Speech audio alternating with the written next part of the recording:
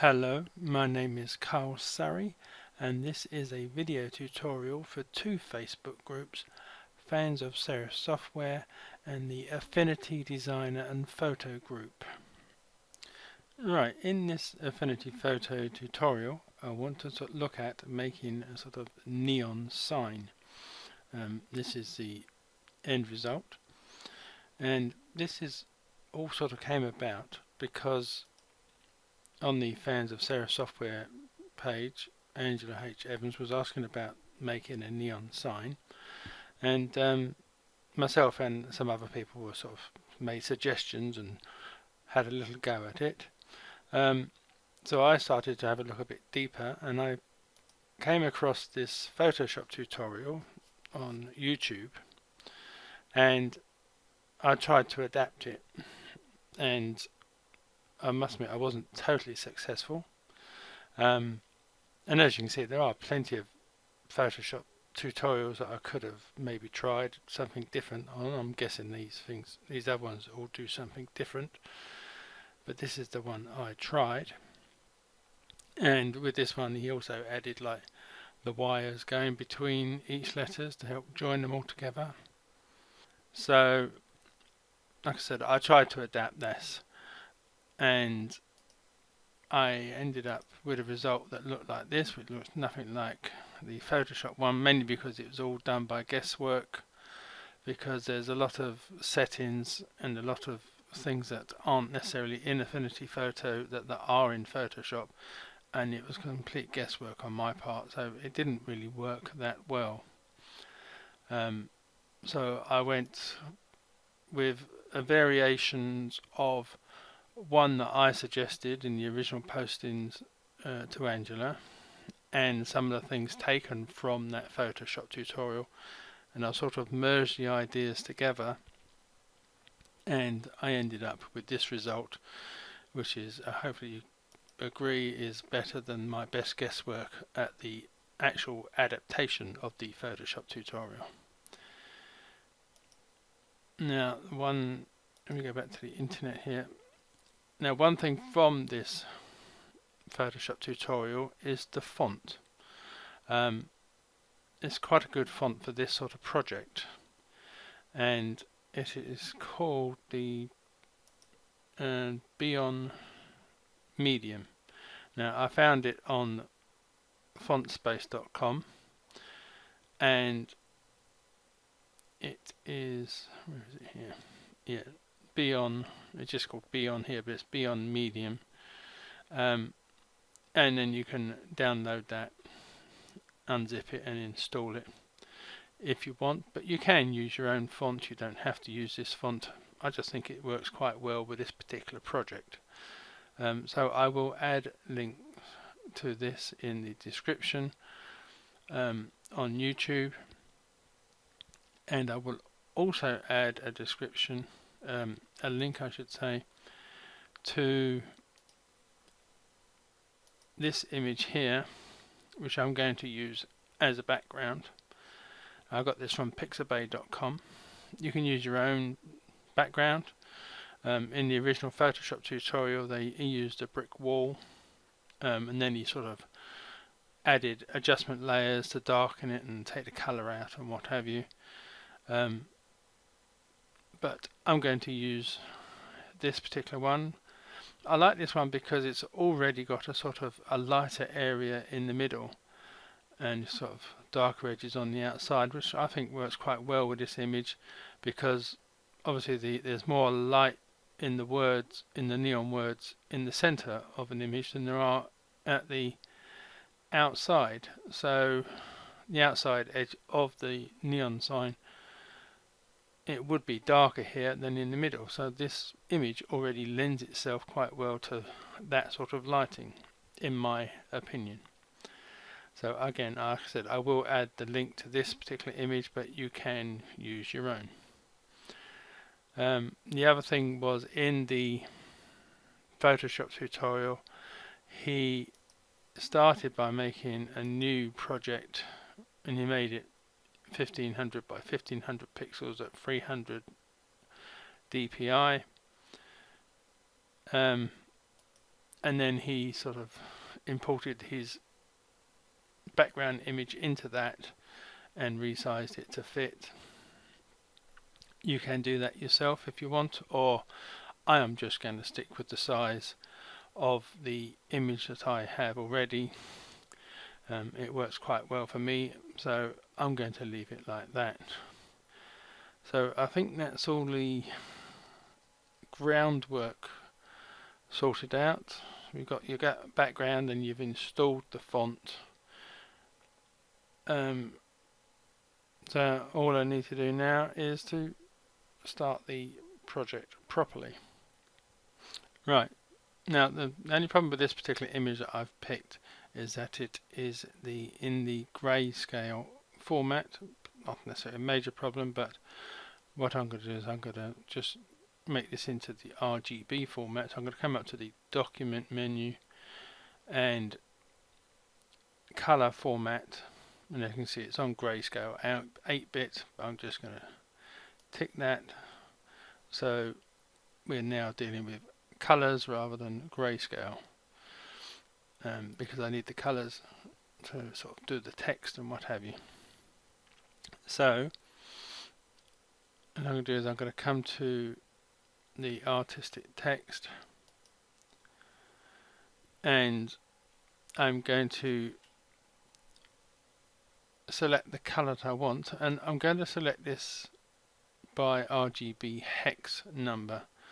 I normally do this by the RGB numbers, but I'm just testing out using the hex codes.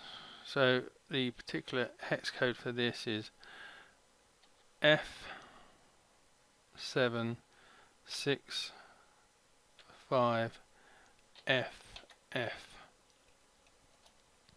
This gives this sort of this neon pink colour.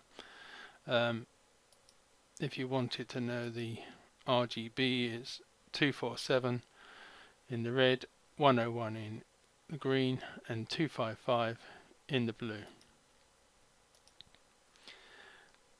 So this is going to be the colour that I'm going to use. You could use any other colour you want for your particular neon sign. It doesn't really matter. And then select the Beyond font, and then just start to draw out roughly the size that you want the text to be. And now I'm just going to type the very first letter. In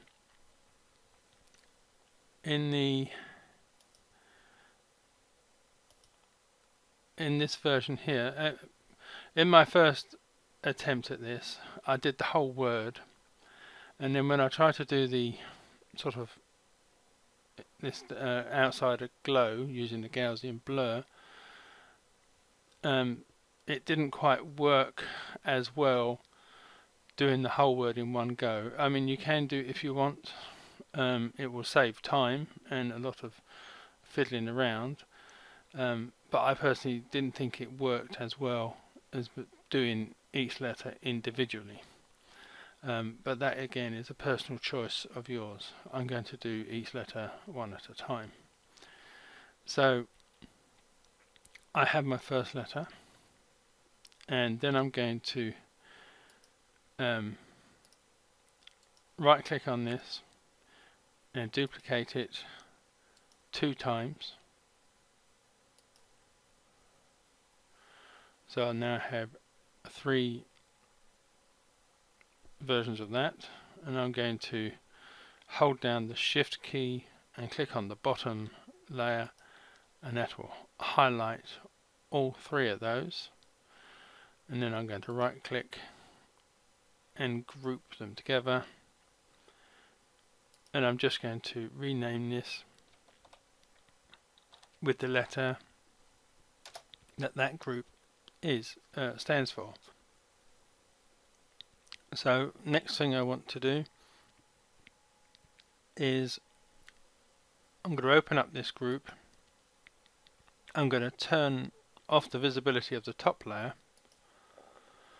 but highlight the middle layer. And then I'm going to click on the FX button down here. This will open up the layer effects, and I'm going to put a tick into the 3D option, then actually click on the word 3D to get the actual options to appear, and I'm going to make the radius 55, and then I'm going to make the azimuth, I think that's how you pronounce that, 62, and the elevation I'm going to make 62 as well, and then I'm going to close that, and then I'm going to change the blending mode of this layer to multiply, and then I'm going to highlight the top layer, make it visible.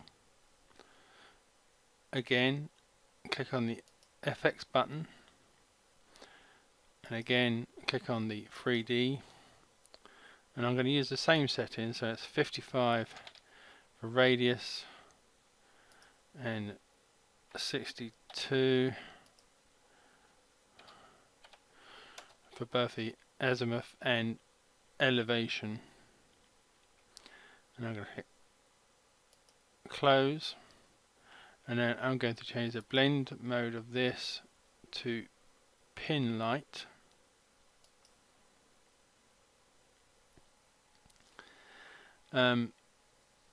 you can use whichever settings you particularly like for those, the radius or the azimuth and elevation.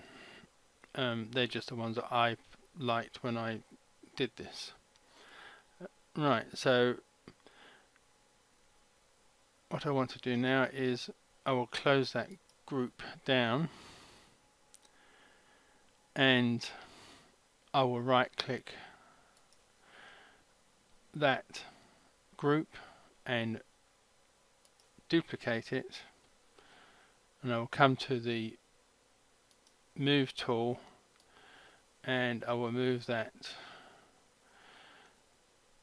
over, and what I'm going to do now is to open this group, click on the bottom layer, come to the text tool, and then just click inside, come here, and highlight that letter, and then type the next letter that I want, highlight the layer above, the same thing,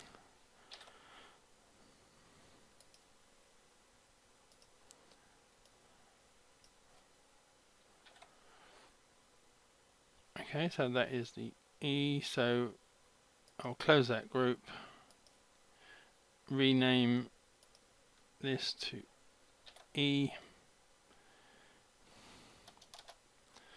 and then it's just a case of repeating this process of copying the group, moving it over, opening it up, changing the letter until you've got the finished word that you want.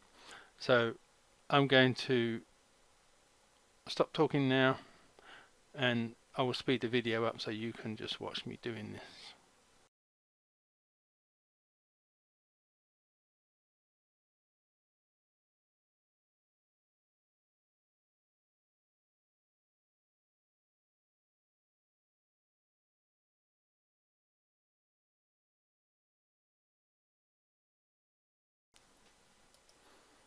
Right, okay, so I've done each word individually.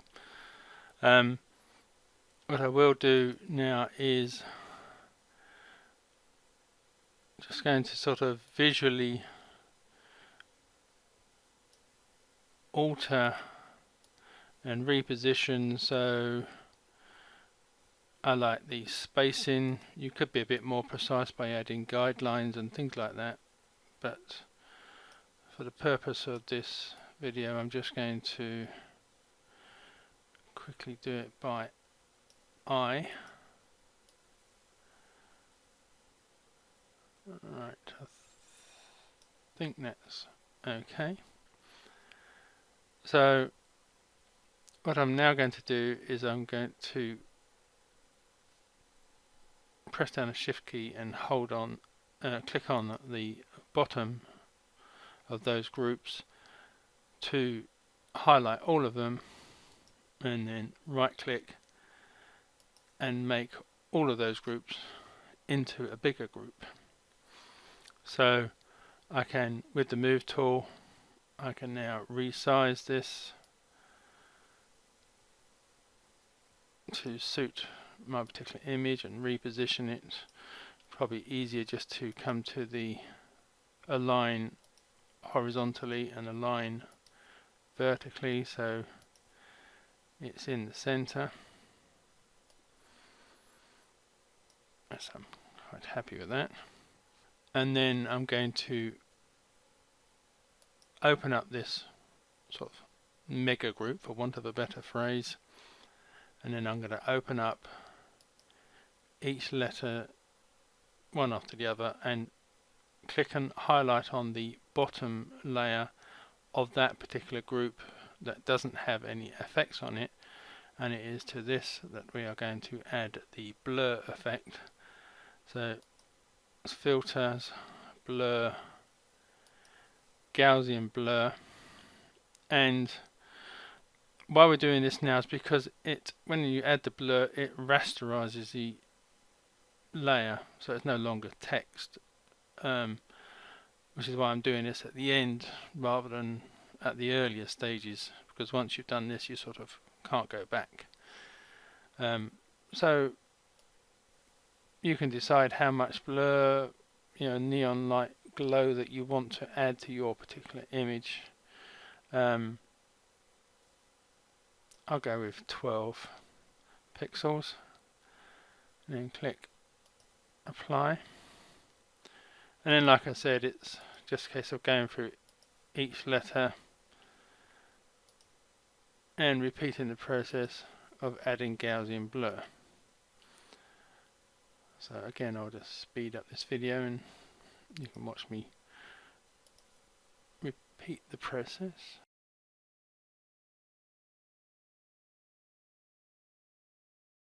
Okay, so that is basically the neon sign with a bit of glow to it. Now this next bit I'm going to these next two steps I'm going to go back to the Photoshop tutorial, because it ended up doing something which I quite liked. So what I'm going to do is I'm going to highlight the very bottom background layer, and because I started with using this background layer as it was sort of thing, I only have the one, but if you've got your own background and you've darkened it down or whatever, done any alterations before you started this neon effect, you need to be on the highest layer from the background and the one underneath your first letter. I hope that makes sense. And we're going to add a new pixel layer in between the background and the bottom of the sign, and what we're going to do is come to the paintbrush tool, and the hex code I'm going to use on this is 98338B, which gives this sort of maroony type color. Again, if you've gone with a yellow neon sign or a blue neon sign, you will need to sort of pick a color that suits the particular sign you're going for. And what you want is hardness on 0, and you want a really big brush, and come to roughly the center of the image and just click the once, and then we're going to change the blend mode of this to linear light.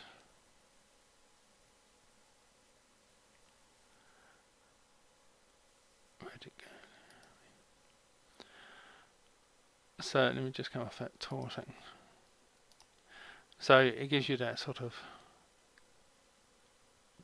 more colourful glow in the middle of the image, because obviously, you know, because there's 3 letters glowing here, it will be lighter in this area than at the outside where there's only sort of 1 letter lighting up the scene. So it just sort of accentuates that lighter middle, which I already had anyway. And then the last thing I'm going to do is, again, I'm going to click on the background layer, add another pixel layer, and then I'm going to come up to the flood fill, and the color I'm going to use this time is A34799,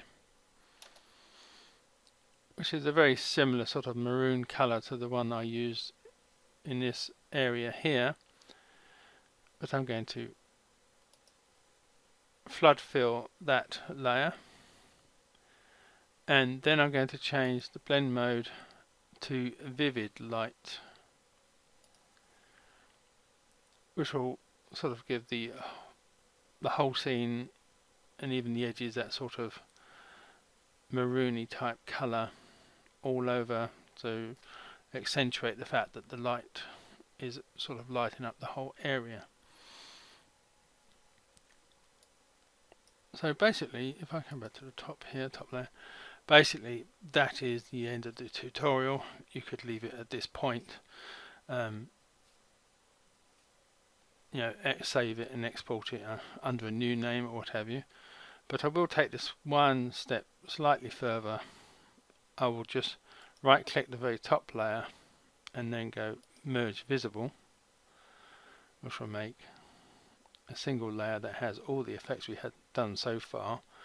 And I'm just going to add a levels adjustment, and I'm just going to move the gamma slider slightly to the right, just to sort of darken it a little bit, just tone down a little bit of that color.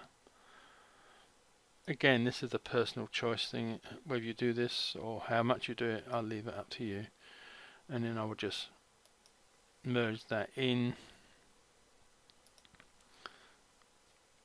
and that is as far as I'm going to go with this. You could, if you wanted to, like in the Photoshop tutorial, you could use the pen tool to sort of draw the wires that link up each letter. I'm not very good with the pen tool, and that is really for someone, a tutorial for someone who is much better at this sort of thing than I am. But if you are good with the pen tool, you could give that a go. You know, pick a color that suits the actual image that you're going for. But I personally think it works quite well without the wire. So thank you for watching, and goodbye.